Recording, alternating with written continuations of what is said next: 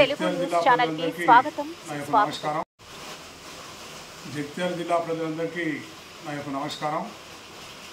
మరి ఈ రోజు నుంచి నిన్న రాత్రి నుంచి స్టార్ట్ అయింది వర్షం. 2 రోజుల నుంచి మనకు వర్షాలు ఎక్కువకుండా పడుతున్నాయి.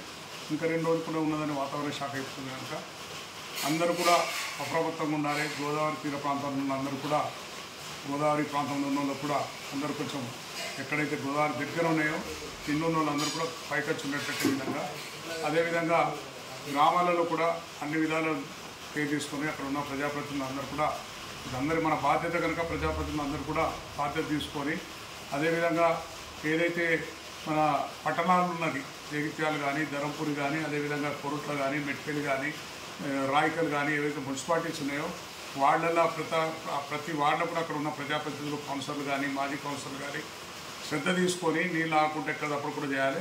కొరుట్ల తీర ప్రాంతంలో ఏదైతున్నదో నది పక్కన ఉన్న వార్డులలో ఎప్పుడు కూడా నీళ్ళు వస్తాయి. పోయినసారి కూడా బాగా నష్టం జరిగింది.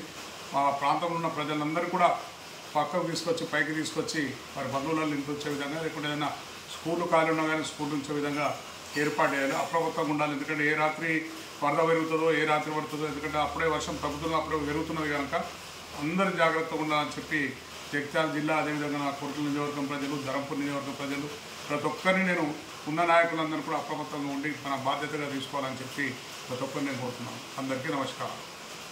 ఎంటీవీ న్యూస్ తెలంగాణ న్యూస్ ఛానల్లో మరికొన్ని కొత్త అప్డేట్స్ కోసం లైక్ చేయండి, షేర్ చేయండి, సబ్స్క్రైబ్ చేయండి. Thank you.